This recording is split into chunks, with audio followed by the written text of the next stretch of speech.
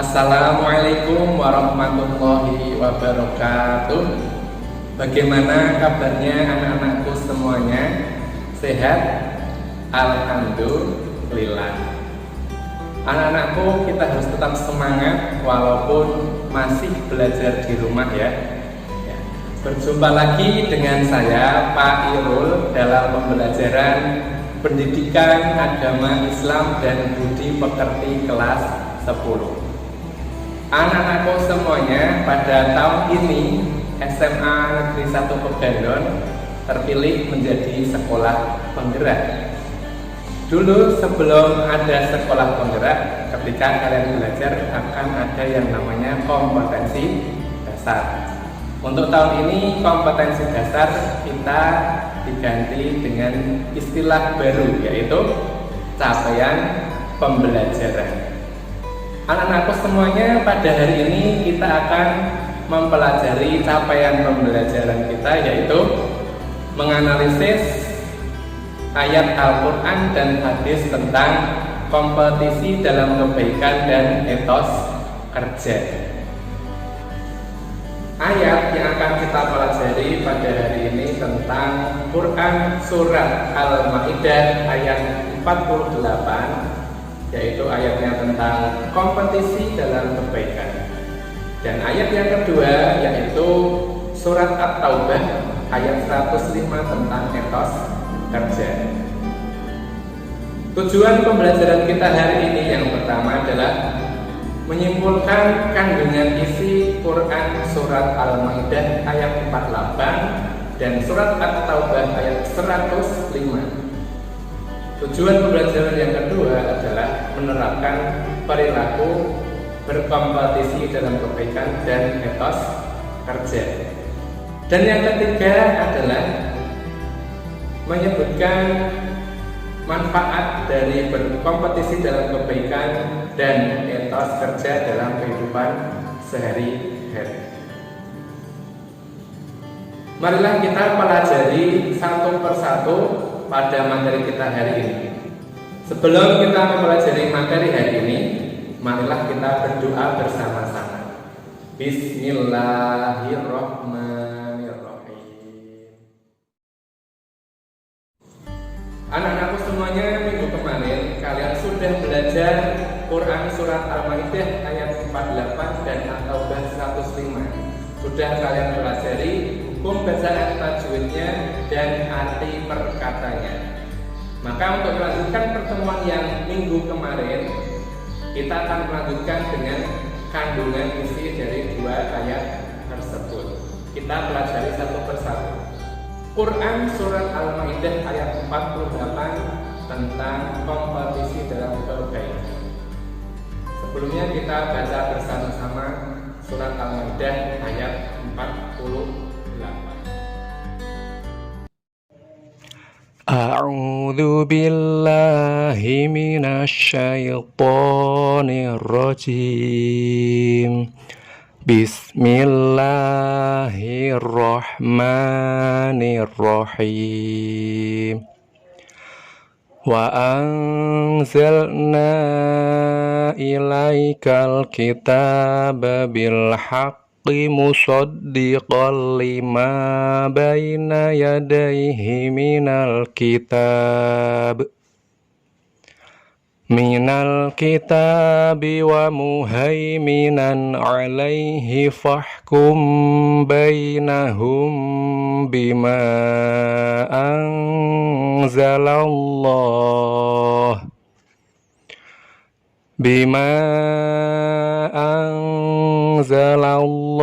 wa la tattabi' ahwa'ahum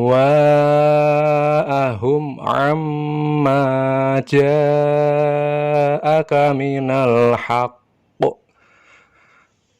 Likullin ja'alna minkum syir'atan wa minhaja. Walau sya'allahu laja'alakum ummatan wahidatan walakin liyabluwakum fima atakum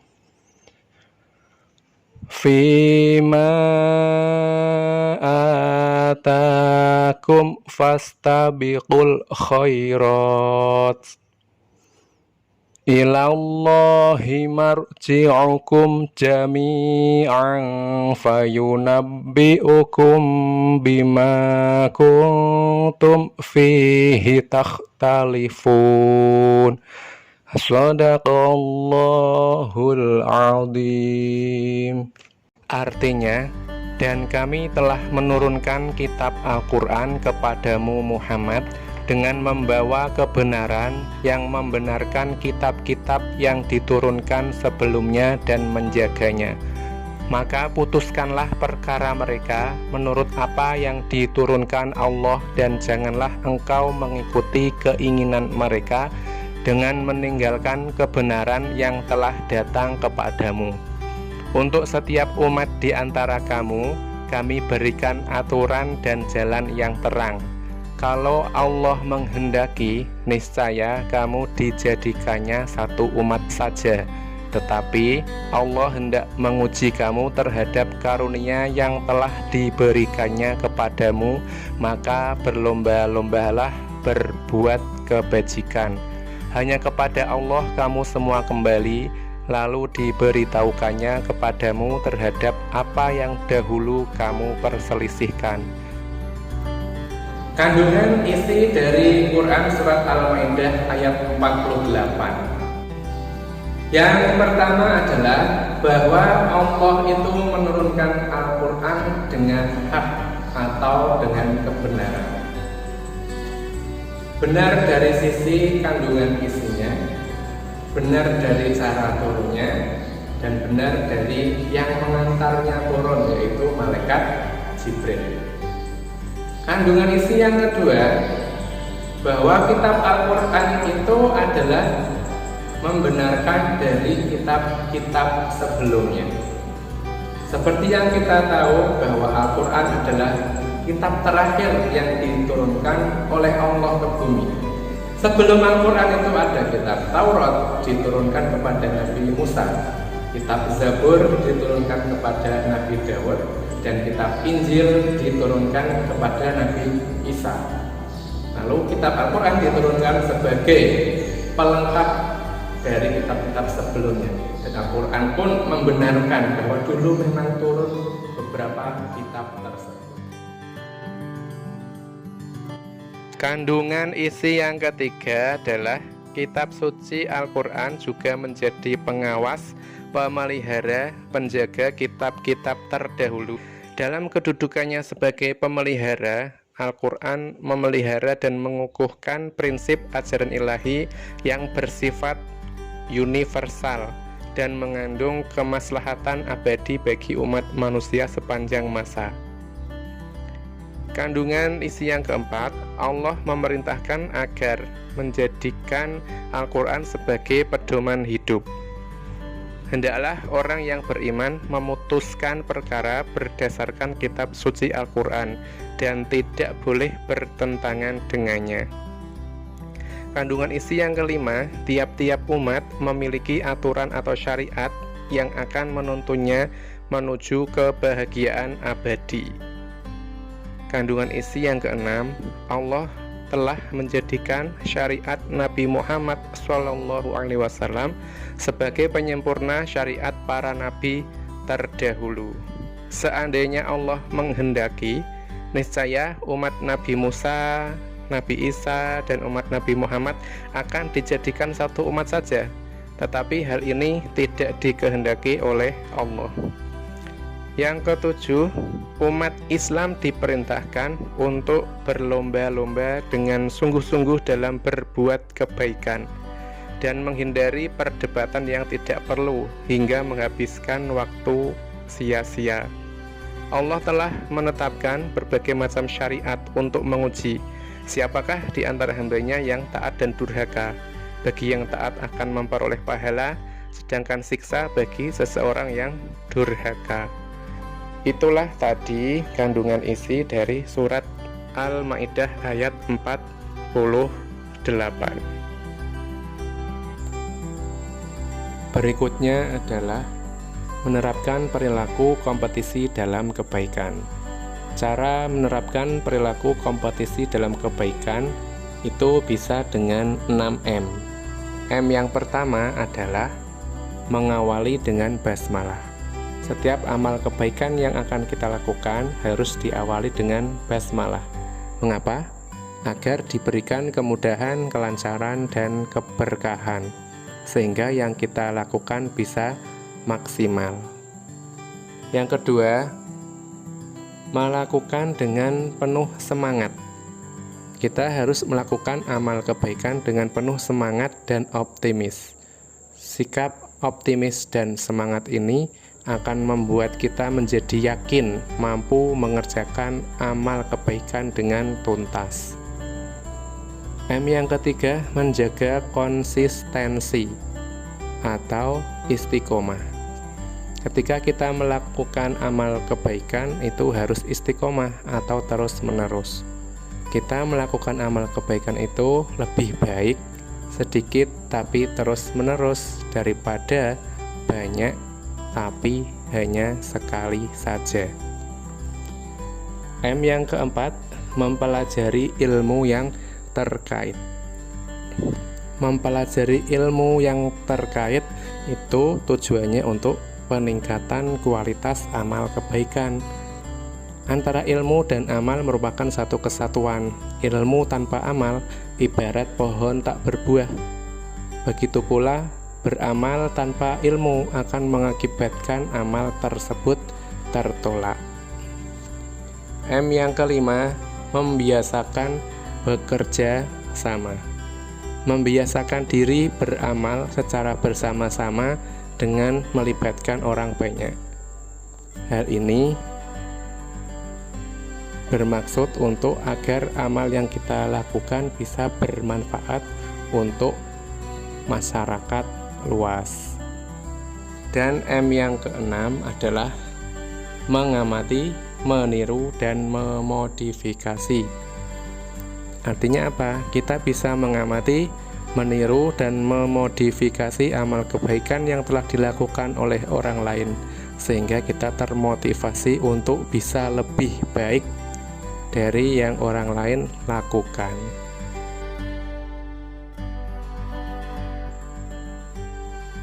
Kemudian apa manfaat yang diperoleh dari perilaku kompetisi dalam kebaikan? Yang pertama, kita akan memperoleh ridho dan pahala dari Allah Subhanahu wa Ta'ala.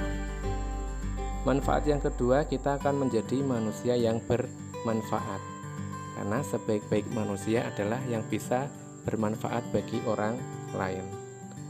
Yang ketiga, mempercepat penyelesaian pekerjaan. Yang keempat, kita bisa termotivasi untuk menjadi lebih baik. Yang kelima, kita bisa menjadi pribadi yang disiplin dan penuh tanggung jawab. Dan yang terakhir, bisa mempererat hubungan antar sesama. Itu tadi manfaat dari perilaku kompetisi dalam kebaikan. Sampai di sini kita materi tentang kompetisi dalam kebaikan. Kita lanjutkan ke materi berikutnya, yaitu etos kerja.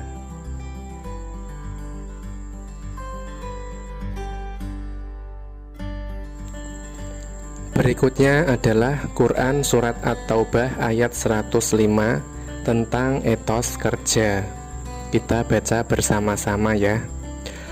A'udzu billahi minasyaitonir rajim. Bismillahirrahmanirrahim. Wa qul i'malu fasayarallahu 'amalakum wa rasuluhu wal mu'minun wa saturadduna ila alimil ghaibi wasyahadati fayunabbi'ukum bima kuntum ta'malun. Shadaqallahul azim.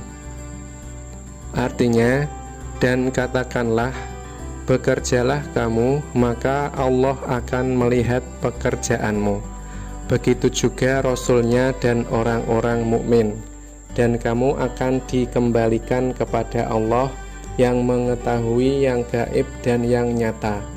Lalu diberitakannya kepada kamu apa yang telah kamu kerjakan. Quran Surat At-Taubah ayat 105.